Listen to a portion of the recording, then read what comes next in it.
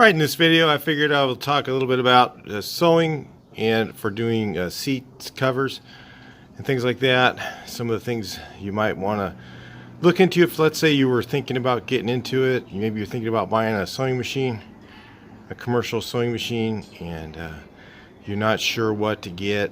And I'm going to give you a little bit of basic knowledge. I am not a pro at this. It's just something I'm doing the same way. I've learned a lot of stuff. And of course, the learning stuff took me months and months of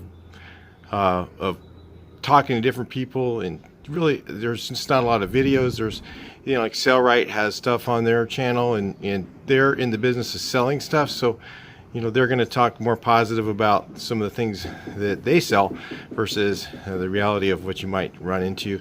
And I'm not saying anything negative about them. They have a great channel. They have a great bunch of stuff they're sharing.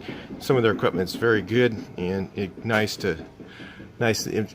for some situations, but there are also some downsides to some of it. So let's talk about some of that as well. So this is a table mount machine. Like some of them you've seen probably are ones where they're portable. The advantage of that is you can put the portable away and get it back out. As a limited amount of work that it can do. So there's some things it can do, some things it doesn't do as well, and so you're kind of limiting yourself in some respects with one of those machines. And you can do a pretty nice job if you're really good at sewing and stuff like that. But if you're kind of a beginner, it might be a little more difficult for you. So one of the things that's better about a table mount machine is the distance between here and your stitch is wider. Okay, on those other machines, it's very narrow. If you notice, it's very hard. So if you have something like you're trying to do pleats on a pretty good sized piece, you're going to want more distance. You might even want one that's even further than this. Some of the machines that they're doing a lot of wide amount of pleats, they're probably putting it on a machine like this, or they're taking it and rolling it up and running it through a machine at least this wide. So if your machine was only to here, if you had one of those little table mount ones, you might end up with an issue. The other thing is this is basically the minimum standard, and it's really not that great for sewing seats. People will call this machine a walking foot, but it's not necessarily a walking foot. Some of the trade people call it a dragging foot machine. Now, if you notice, the presser foot, when it goes up, the presser foot walks. If you see that, hopefully you can. Presser foot lifts up, it walks and oscillates, so it walks like this, okay? This, some people will call a walking foot machine. It's not necessarily a walking foot machine. It is a walking presser foot, which some people call a dragging foot. Whatever that means, I don't know. That's the guys that I've talked to have said this is a dragging foot machine, not a walking foot. Now, what a actual walking foot machine is instead of the presser foot moving, the presser foot goes up and down and up and down, and the presser foot will hold the material down, and the actual needle will move forward and go down, and then the presser foot will lift up, and then the needle will pull the material through. And those are a lot better machines. This one here is a kind of a very, you can do upholstery with this, but you're very limited on what you can do. Like if I'm mowing through some really heavy foam, like if I'm trying to stitch foam onto a pleat, it's gonna kind of not go through as easily as if you have a true walking foot, because what happens is the needle goes through it, pokes through, and then pulls the material, and that's much more positive. And what can happen on this is sometimes your stitches will come out uneven a little bit when you're trying to go through something like that. And if you're trying to make nice looking pleats, you're not going to like the way that it looks with a machine like this, or one with no walking foot. One with no walking foot, really, that's not for automotive upholstery at all. This will do it, but you're going to be limited. Like I said, you can do things like you can do welting with it. You can put a welt on the edge of your material, which is this type of stuff here. People call it piping. It's actually welt. This is a standard welt where it's just pre-made. It's already pre-made. Then they have stuff that's actually that is actually like plastic, like this. And then they have ones where you actually can buy the pipe that's inside there. If you can see that little pipe inside there, and you can put the welt on yourself, make your own welt with your material. So what you need to be able to use to do that is something called a welting foot. And you can get those on those desktop machines as well.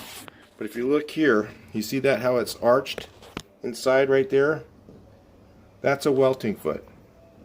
And what it does is this is a 3/16 welting foot, and this is an 1/8 inch welt. So you need to have the proper welting foot for the size welt that you're doing.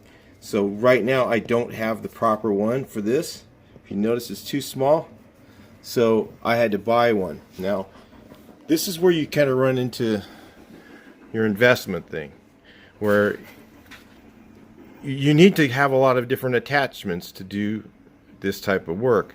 One is you need a welting foot for whatever material you're using. So you now need a the standard is this one right here, which is 1/8 inch. So most of the stuff you buy is usually 1/8 inch that's already pre-made, and it's a lot easier than making it. So sometimes you're going to want to buy this material right here. So you want to have a machine that has the ability to do what you want it to do. They put the attachments on you want on it. And some of the machines, even this one, this is the same as a Singer 16188. It's made by Rex. It's basically the same machine. The 16188 is the basic standard machine. I mean, it's like very basic. The problem with it is this is, if you can see, what this is called an outside mount presser foot. So the screw goes in from the outside and it hooks on and goes on here. So the outside mount presser foot is less common now. A lot of them are the inside mount. So they have this same thing on the inside and it mounts here on this side. So the screw goes in that way. And those machines have more availability of these, and they're less expensive. For this machine, it's like, I think for the whole setup, it's like $50 for one presser foot setup for this. For the presser foot and the little, I don't know what that thing's called in the middle. I guess it's an intermediate foot that attaches to it. They're two pieces, and they work together. You can buy just the outside section once you have an inside section. So let's say you've got a setup for 1/8 inch and you want to get one for 3/16.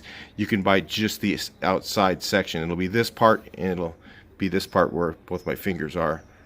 They kind of attach to it and they screw on there. So you can buy, all of them different. But say for instance on this machine, the presser foots they make are too short. So if you can see here this little oblong hole, and you see here this little weld, what I had to do is I had to actually take this presser foot and take two of them, cut the end off of it, and weld it on. So then I'm into this little presser foot like almost $50. Okay, and this was a cheaper machine. Is what I'm trying to say is, you kind of want to do a little more research and make sure you get the machine. Get a full walking foot machine would be the best thing to have, and make sure that the machine takes the attachments that you're trying to get. I'm not going to get into this thing really big or anything, but if I do, of course I'm going to get a walking foot machine. But I'm just playing around with it a little bit right now. So I started out with this. Like this one was like $300. Okay, it wasn't much money. And it's a good machine. And it works really well. The other things you're going to want to look at on your machine that you're going to want are things like you're going to want a really slow machine. This machine was really made to go fast. This was made for like production, like not really for automotive upholstery. It can be used for it, but it wasn't really made for that. it was made for, maybe it could have done leather or something like that, would do that pretty well. If you could make wallets with this machine very quickly and easily, I could see that happening. It takes a larger thread. Your standard for your automotive, again, is most of it is V92. They also have, I think it's 105 is another one that you'll see. And then they have a really thick one that's like a rope. And I don't know what the number is for that. But you'll need to know that your machine needs to be able to take at least this V92 thread, which is pretty small. And most machines can take it. Most of the commercial machines can take it. It's fairly small thread, but it's Sunbrella. It's very strong. It's designed for automotive upholstery. So to get your machine to go slow enough, I'm going to do a little bit of sewing in a minute. I'll show you a couple things that I haven't seen on YouTube. I've seen a lot of people sew stuff straight, but let's go around some corners and stuff like that. Do the stuff that's a little more difficult. One of the things you need to solve on your machine is to get it to go slow enough. So this one here, I had to upgrade the pulley system. I had to put the really small pulley on it, so that costs more money. So I started out with $300 machine. I probably got $500 in it now with the stuff I have. And like I said, if you bought a different machine, let's say you bought a walking foot machine and it had a presser foot it was an inside presser foot instead of an outside. You see how the screw is on the outside? It was on the inside. You would be able to probably get more attachments for it. Check out what the attachments are. The other things you're going to want to do is, let's say you want to put binder on your carpet. There's a little attachment that goes on here, and it goes in these two little screws right here.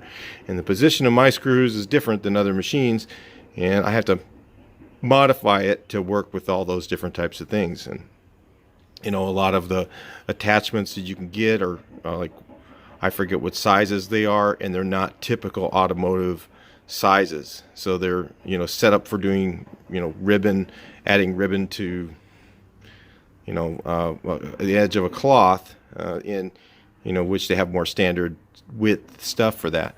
So the ones that are better for automotive, again, it's like the Consew or the Juki and stuff like that, are more popular for that full walking foot machine. When you get one of those, you're probably able to get the proper attachments a little more readily available, and you're not going to have to do things like weld, pressure foots and things like that, what I've had to do with this. The other thing that's really good if you're trying to get the machine to go slower is the servo motor. So this one here has the old school regular, I think it's brushless motor. They have one called a servo motor, and it's designed to go slower. So this one here, like I said, I put the smallest pulley I can find on it, and it's still sometimes a little too fast, but it does okay. It like I said, it works minimally, and of course then your quality of your work is going to be affected by the machine you have, so you're going to have limitations on what you're trying to do. So like, you might not get such straight stitches. If you notice here, I had the wrong, this is what a 3/16 looks like when you're running a 3/16 presser foot for welting, and you're trying to welt an 1/8 inch. You see how far away the stitching is there? Doesn't look very good. So I'm just trying to show you the kinds of things that, kind of things you're going to run into with not having all the proper equipment to do the job. Then again, the materials for this were about $75. So if I take it to a upholstery shop, what am I looking at? Probably $450, $500. Well, I guess with the foam and everything else, it was probably $150. So you get what you pay for, and it's a cheaper machine. So that's kind of what you end up with. I'm not saying you really can't do it. You could work your way through it. I mean, when I was younger, I used to use a non-walking foot machine. It didn't even have a walking presser foot. It just had just a hinge, and I made it work, and it got them a little tighter. It just took a lot more time. Talking about hours and hours of time. So, you got to have the proper stuff to be able to really do a good job and do it efficiently if you don't have patience. So Sunbrella V92 is your basic thread. Most people, that's what I hear. I don't know. I'm not an upholstery guy, but I'm just trying to get you steered in the right direction. V92. Also your 105, I think it's a 10 or 108. I can't remember the number. You can kind of surf around on those numbers and you'll find what I'm talking about. And then there's one that's a lot more than that. I think it's 138. I think. I'm not sure. 130 something. But anyway, I don't use that, so I don't know. But V92 is your basic thread most people use. The other thing I'm trying to think of, machine where the full needle moves, full walking foot. Make sure that you can get, you can look up the model number of the one you're looking at and make sure that you can get a, you can look up that model number and you can make sure that you can get a welting foot for it. Also look up that model number and see if you can get a binder rig. They have a little binder rig. I have one here somewhere. They look like this. This is one. And the binder slides in here. And what it is, this one here is 1 to 1.5. And I think the binder for automotive carpet is wider than that. I don't remember the specs on that, but you might want to look that up as well and actually find out what typical carpet binder is. So then you set this up on, see these screws over here. It sets up on those 2 screws. And then, let's see, I think it goes, see, I've modified this one and it doesn't quite work right yet. And it goes like this against here. I think it feeds this through here, and then you run your carpet through, and it actually should be, I think, at a completely different angle. That's the issue with it. It needs to be like, I think, like this. I'm not sure. And then the binder goes through here, and then the carpet goes through this little slot, and then what you can kind of see what it does. The binder comes out, and then it wraps the carpet, and then it goes through the needle and thread, so it's always in the same position. That way you get a nice straight stitch. So having this thing working properly is really important. So you want to make sure if you're going to do carpet binder on your carpet, that you get one that will take a carpet binder attachment for it. Okay, like the ones that sell right, those things, they do have those attachments for their machines. Again, but you're also getting a dragging foot machine versus a walking foot on those tabletop ones. The other disadvantage is it's not on a tabletop, it's up this high. So you'd have to maybe build something around it and make it so that you have more table width, because when you're running stuff through, especially with a non-walking foot machine, they call it a walking foot, but it's not really. It's a walking presser foot, which is different than, again, the full needle walk. And when you have it up up high like this, you're running your material through. It can get caught on things, versus when it's on a table flat like this, you can run it through and have it not get caught and keep it running, keep it going straight. So your pleats will be a little bit better. And again, if you really want to do really nice pleats, you want to have that full walking foot machine that's going to do that better. So if you're wondering why, maybe if you bought something like this, it doesn't work as good, and that's kind of the reason why, is you need the better machine. You just need the right machine for the job. And like I said, those machines are fine. They're great for going out and doing stuff in the field. They're great for having it at home or whatever, because you can get it out and use it. They may not have the power of one of these either. I don't know, I've never used one, but they do have like a gear reduction box, and you make sure that you get all of those things for that to make it go very slow, because the most important thing is that it goes slow. For automotive stuff, you want to go slow. So anyway, let's sew some stuff. So I have some scrap material here. It's kind of dirty, it got walked on a bit, and that's all right. We're just using this for example. So what typically, when you're cutting your corners, like for your seat, you never want to have too sharp of a corner, especially when you're putting, and you want some good scissors. These are good Weiss scissors. Get some 10 or 12 inch Weiss scissors. Spend a little bit of money on that. So you want your corners to be fairly slow like this, and you can build up your foam to make them work that way. So that's all in that other portion of it. Like if you look at my pile here, my seats, let me just bring you around here. I'm doing these ones, but I haven't got my welting foot for this yet, so I'm waiting for that 1/8 inch welting foot for this. Make it a whole lot easier. And then if you see, I've got the seat for a really slow turn on the corners. Makes it a lot easier if you're trying to do sharp turns with your with your welt. You're probably gonna not like yourself. So try and build up your foam to make it work out for you. Sometimes you just can't. So we'll just throw a piece of welt on here. I'm just gonna turn this machine on. Gotta thread it up here. I'm no ace at this, guys. I'm just, like I said, I'm kind of a beginner. I used to sew when I was younger. I mean, I just learned from my mom and stuff. And then started doing this, you know, recently. Bought the machine. Found out after I bought it that I should have probably bought the other walking foot one, because I was watching the Cellrite commercials, like probably what you guys have done yourselves, and I thought, well, this is the same thing. It's not. It's not the same. Full walking foot machine is like totally way better than this. So put our pressure foot down. I think I've got some thread in there. Also, you want to have a lot of bobbins, and then what you do is you just thread up 5 or 6 or 7 bobbins in the same thread that you're using, so that you're not having to unthread your machine. Little trick there. Some of the really good machines have a bobbinless type situation.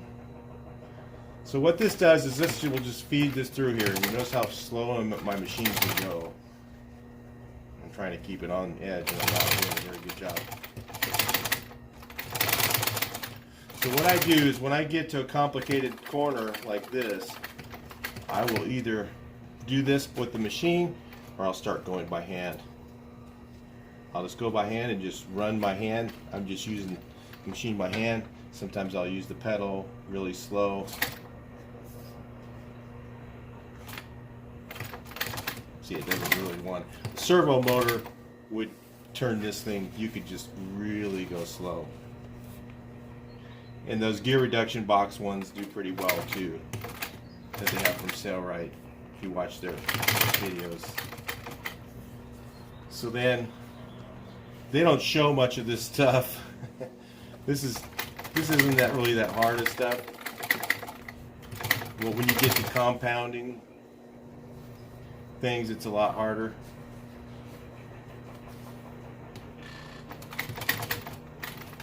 I'm getting off my stitch. So then, of course, you know what you do is you just stop, bring it up, cut it, you know, cut back a little bit, pull it back.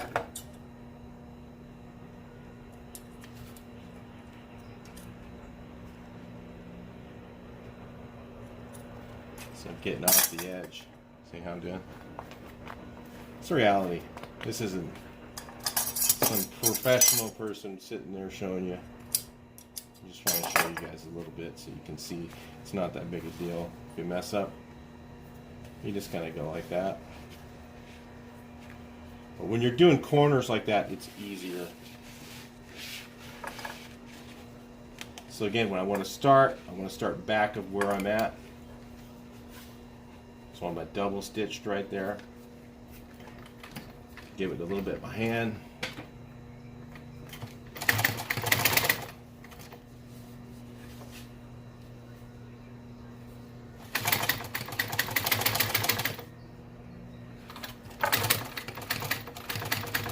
See this, you can kind of see that this type of walking foot does help a bit, but it's nothing like when the needle pulls it.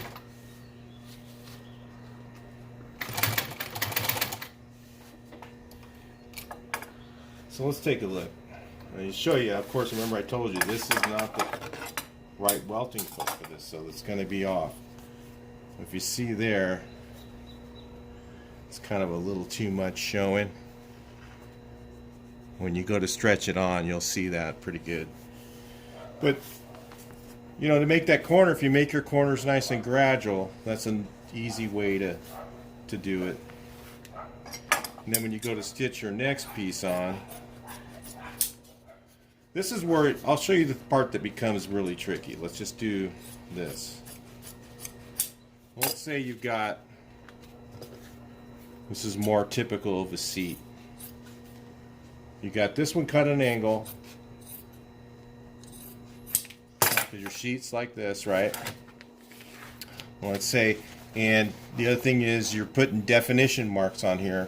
So like the center of my seat, I always do when I do my welt, I'll start at the center of the seat and I'll go one direction and then I'll go the other direction from the center of the seat.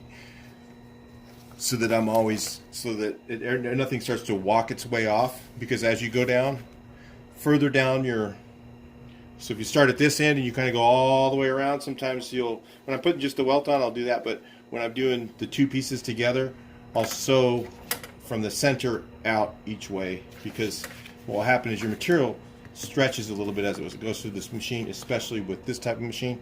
When you're using a walking foot, it doesn't do it as much.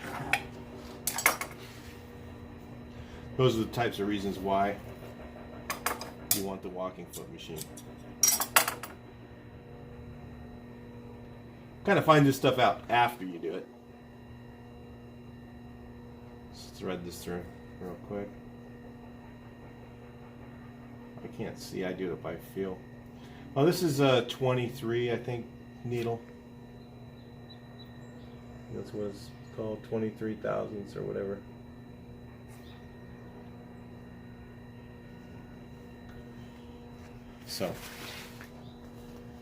So then when I go to stitch these pieces on, what I'm going to do is I'm going to sew these two together at an angle, so it'll be, see, like that, right?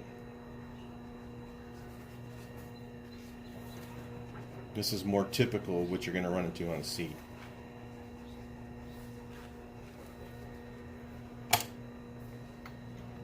Kind of doing a mini seat.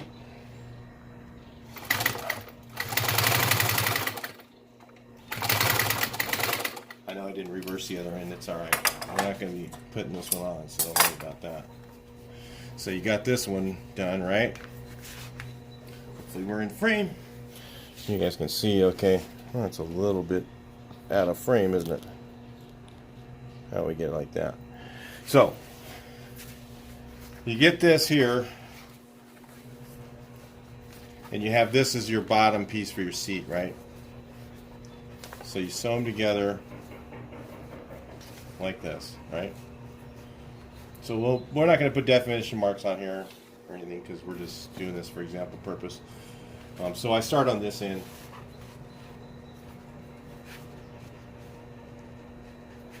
Normally I would be starting in the middle. You go like, start my machine by hand, reverse it. Now,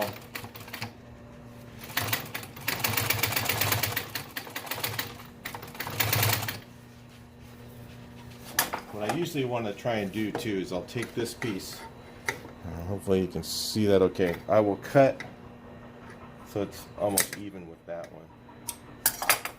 Alright? So they kind of work together.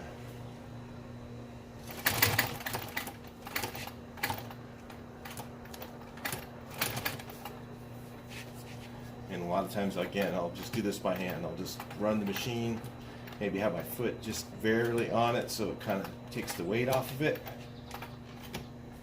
And then I'll attempt to do it by the machine right now. But again, I just screwed up.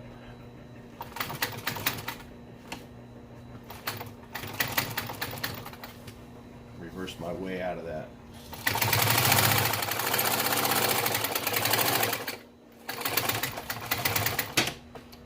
That goes plenty fast, as you see. I mean, that's the smallest wheel I can find for this machine. So then it comes out, when you turn it inside out, it comes out like this.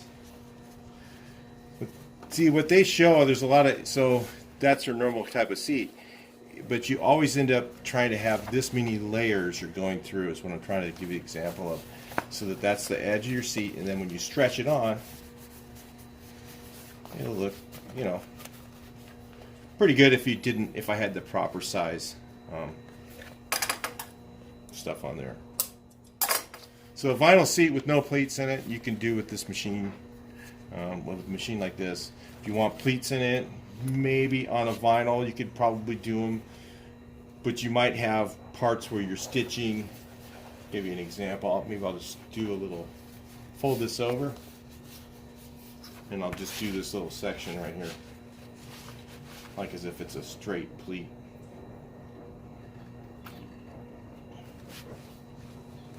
Or I could just, well, I should have a piece of foam on there or something. I could just do it. I don't know if this thing will go through foam very well. It'll do it, but it's just not going to be that great.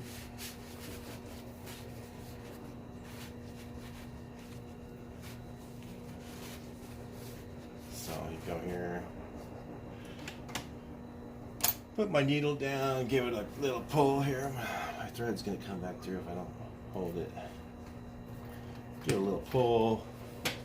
And outside of my pleat, I would be doing my reversing.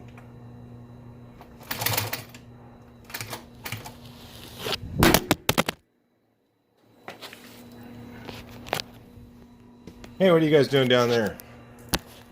Supposed to stay up here. Hope you're still in there.